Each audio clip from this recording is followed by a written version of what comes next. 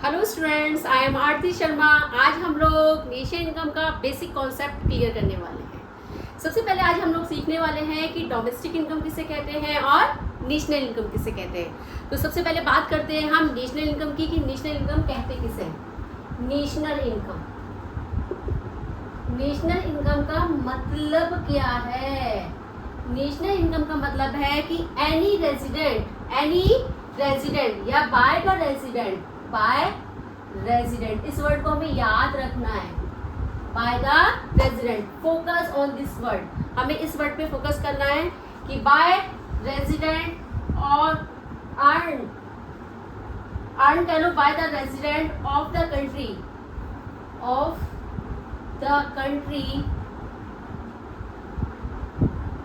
within economic territory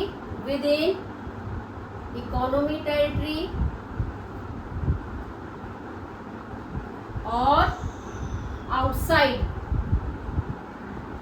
of the country,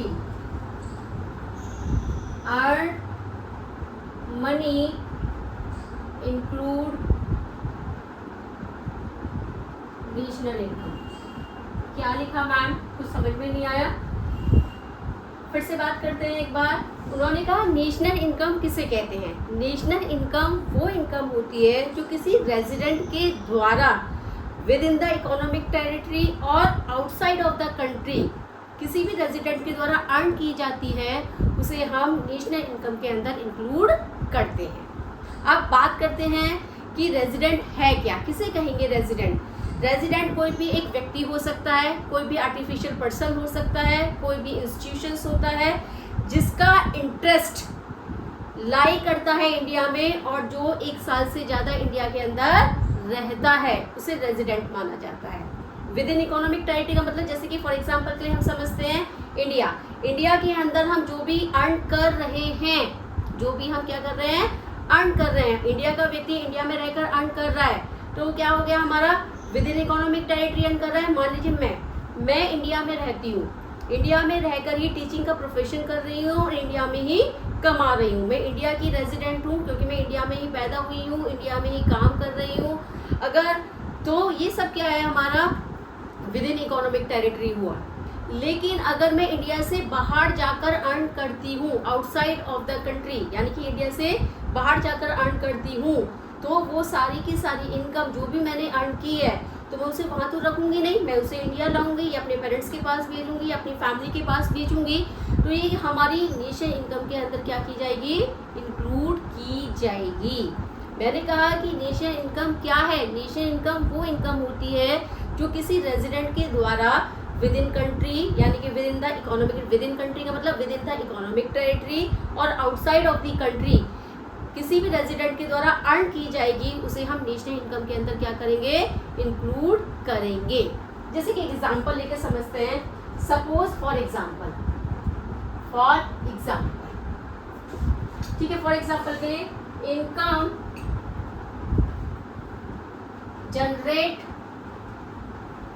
bye SBI, income generate की जा रही है SBI इन यूएसए। SBI क्या है, रेजिडेंट, हाँ या ना। और यूएसए कहाँ है, हमारे इंडिया से बाहर है, आउटसाइड ऑफ द कंट्री है,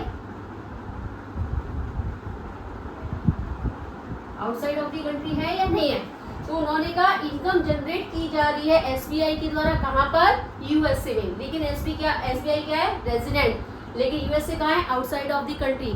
तो it is the including of the national income. ये किसमें इंक्लूड की जाएगी मेरे बच्चे, नेशनल इनकम के अंदर इंक्लूड की जाएगी। कहने का मतलब है नेशनल इनकम वो इनकम होती है जो किसी रेजिडेंट के द्वारा within the economic territory और outside of the economic territory से अर्न की जाती है, उसे हम किसमें इंक्लूड करते हैं, नेशनल इनकम के अंदर इंक्लूड करेंगे। It's clear all of you, ठीक है। Second one, domestic income. अब हम बात करते हैं डोमेस्टिक इनकम। डोमेस्टिक इनकम किसे कहते हैं।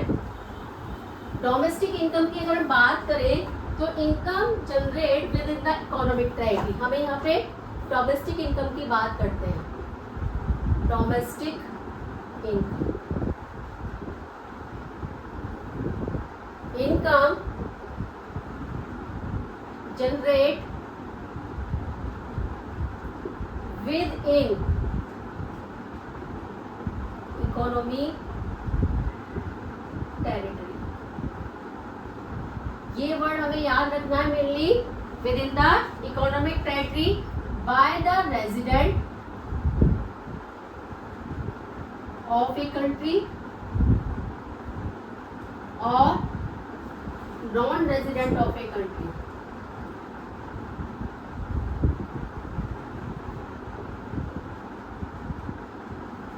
यानी कि डोमेस्टिक इनकम वो इनकम होती है जो कि हमारी इकोनॉमिक टेरिटरी के अंदर हमारी किससे अर्न की जाती है, या तो विद इन इकोनॉमिक टेरिटरी हमारी इंडिया के अंदर. विद इन इकोनॉमिक टेरिटरी का मतलब यहाँ पे हम इंडिया से समझते हैं कि डोमेस्टिक इनकम वो इनकम है जो कि किसी रेजिडेंट के द्वारा, चाहे वो रेजिडेंट है चाहे वो नॉन रेजिडेंट है, अर्न कर रहा है कहाँ पे, विद इन इकोनॉमिक टेरिटरी. उसे किसके अंदर हम इंक्लूड करेंगे, डोमेस्टिक अंदर के इनकम के अंदर हम क्या करते हैं, इंक्लूड करते हैं. It's clear.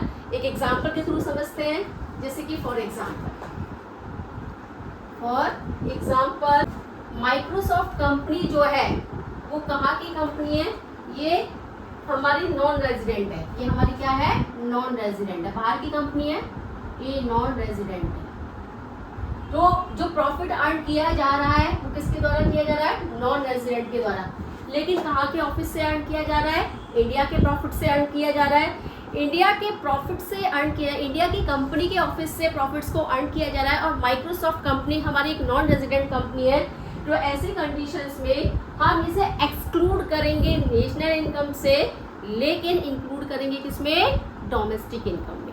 अब मन में ये क्वेश्चन आ रहा होगा, क्या मैडम कोई ऐसी भी इनकम है जो कि डोमेस्टिक और नेशनल इनकम दोनों में क्या की जाती है, इंक्लूड की जाती है. बिल्कुल. अगर इस तरह से क्वेश्चन दे दिए जाएंगे, आपको क्वेश्चन दे दिए जाएंगे, it is the part of the domestic income और it is the part of the national income, तो आपको आइडेंटिफाई करना आना चाहिए.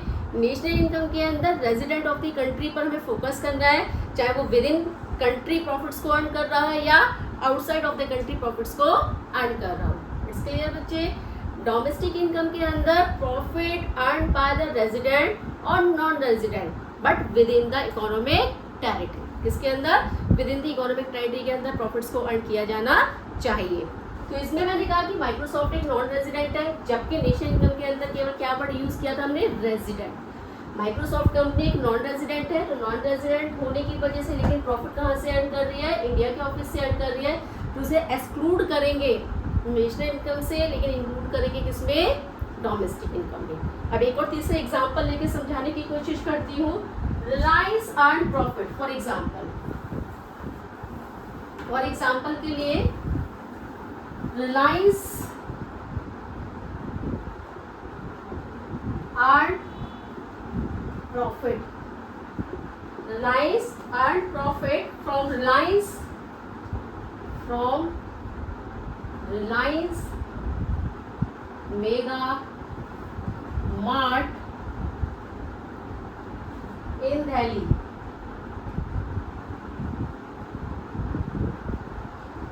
इन दिल्ली क्या है, within the economic territory, yes या no, within economic territory है. रिलायंस क्या है, रेजिडेंट है. ठीक है. रिलायंस एक इंडियन कंपनी है, ठीक है, जो कि रेजिडेंट हो गई. अगर इंडिया में रह रहा है, इंडिया में पैदा हो रहा है, तो ये रेजिडेंट है, यस या नो.